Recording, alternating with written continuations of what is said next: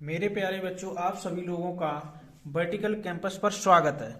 जिसमें हम आपको बता रखे हैं कि रीजनिंग हम आपको पढ़ा रहे हैं। तो इसमें हमारा जो है क्लॉक चैप्टर हो चुका है, काउंटिंग ऑफ फिगर हो चुका है, आकृतियों की गणना भी हो चुकी है। उसके बाद अब नेक्स्ट चैप्टर हमारा है डायरेक्शन एंड डिस्टेंस, दिशा और दूरी। इसको हम आपको समझाते हैं। जैसे अगर देखा जाए तो दिशा में चार मुख्य दिशाएं होती हैं। कितनी मुख्य दिशाएं होती हैं? चार मुख्य दिशाएं होती हैं। कौन कौन सी? उत्तर, दक्षिण, पूरब और पश्चिम। मुख्य रूप से चार दिशाएं होती हैं और चार ही उप दिशाएं होती हैं। कितनी होती हैं? चार उप दिशाएं होती हैं। उत्तर पूरब, दक्षिण पूरब, उत्तर पश्चिम, दक्षिण पश्चिम। अगर हम इसमें देखें तो मुख्य रूप से मुख्य रूप से जो चार दिशाएं वो कौन कौन सी? इधर पूरब होता है, उसके ठीक सामने पश्चिम, ऊपर उत्तर होता है, नीचे दक्षिण होता है। अब इसकी अगर हम देखते हैं, अगर यहाँ पे देखें तो ये तुम्हें पता चल रहा होगा कितने डिग्री का एंगल बनता है? 90 डिग्री का एंगल बनाता है। ये 90 डिग्री का, तो यहां भी 90 डिग्री का बनेगा और यहां भी 90 डिग्री का बनेगा और यहां भी 90 डिग्री का बनेगा। तो पूरा ये जो देखें तो पूरा कितने डिग्री का होता है? 360 डिग्री का होता है। अब देखो इस फिगर की तरफ थोड़ा मूव करिए।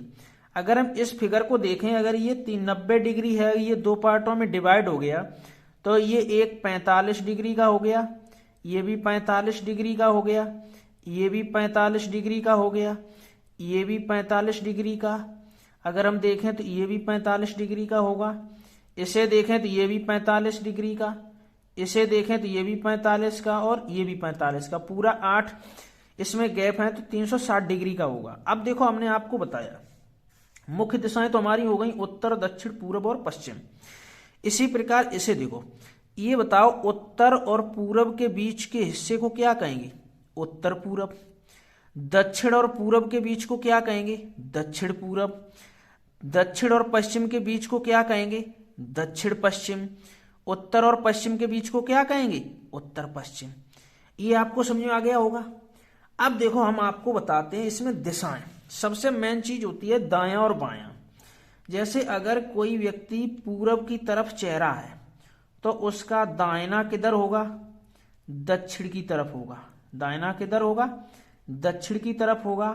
और उसका बायां उत्तर की तरफ होगा। बायां किधर होगा? उत्तर की तरफ बायां होगा। अब आगे अगर हम देखें, उत्तर की तरफ चेहरा है तो उसका दायां किधर होगा? पूरब की तरफ होगा। उसका बायां अगर हम देखें तो पश्चिम की तरफ होगा। किधर होगा? पश्चिम की तरफ। अगर किसी व्यक्ति का चेहरा पश्चिम की तरफ है तो उसका दाहिना हाथ किधर होगा? उत्तर की तरफ होगा। बायां अगर हम देखें तो दक्षिण की तरफ होगा। अगर किसी व्यक्ति का चेहरा दक्षिण की तरफ है तो उसका दायां किधर होगा? दायां होगा पश्चिम की तरफ और बायां होगा पूरब की तरफ। ये आपको समझ में आ गया होगा मेरे हिसाब से बहुत अच्छे से। अब देखो हम आपको और समझाते हैं। इसमें दायां बायां का ही सब खेल होता है। अब इसमें अगर हम देखें तो कभी कभी डिग्री की जब बात होती है तब आप समझ नहीं पाते हैं कि कब क्या करना है। जैसे यहाँ पे हम आपको एक ग्राफ बना रहे हैं। जैसे ये दिया गया छोटा सा ग्राफ बना रहे हैं, थोड़ा अच्छे से समझना इसको। अगर हम देखें इधर क्या है? पूरब है। इधर क्या है? पश्चिम है। ऊपर क्या है? उत्तर है। और नीचे की तरफ देखें तो दक्षिण है। कभी कभी वो कहता है कि क्लॉकवाइज। जैसे अगर क्लॉकवाइज है तो घड़ी इसी दिशा में चलती है। किस दिशा में चलती है? ऐसे ही तो घड़ी चलती है। तो इसको हम कहते हैं क्लॉकवाइज। क्लॉकवाइज डायरेक्ट बोल देता है। क्लॉकवाइज कहें या दक्षिणावर्त कहें। दक्षिणावर्त, क्लॉकवाइज या दक्षिणावर्त एक ही बात है। अगर हम घड़ी एंटी क्लॉकवाइज जा रही है, घड़ी विपरीत जा रही है। किधर जा रही है? विपरीत जा रही है। तो इसको हम लिखेंगे एंटी क्लॉकवाइज। एंटी क्लॉकवाइज, जिसे हम कह सकते हैं वामावर्त। इसको क्या कहते हैं? वामावर्त कहते हैं, या घड़ी की विपरीत दिशा में।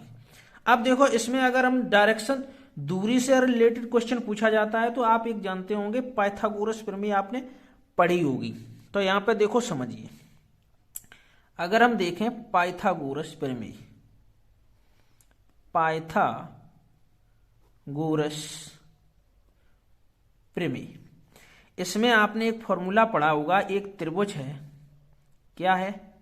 त्रिभुज है। इसमें इस हिस्से को कहते हैं कर्ण, इसको कहते हैं लंब, इसको कहते हैं आधार। 90 डिग्री का है। अगर हम यहां पे फॉर्मूला बनता है कर्ण वर्ग बराबर लंब वर्ग प्लस आधार का वर्ग, क्या बनेगा? कर्ण वर्ग बराबर लंब वर्ग प्लस आधार का वर्ग। ये फॉर्मूला आपकी दूरी में काम आता है। ये सब आपको जानकारी मैंने दे रखी है। अब आपको हम क्वेश्चन कराएंगे, इसको बहुत अच्छे से समझ लेना। अगर आपको कोई समस्या है तो वो आप कमेंट बॉक्स में लिख सकते हैं। अब इसमें 8-9 तरीके के क्वेश्चन आते हैं, 8-9 टाइप के क्वेश्चन बनते हैं, जो आपको हम हर टाइप बाय टाइप क्वेश्चन करवाएंगे।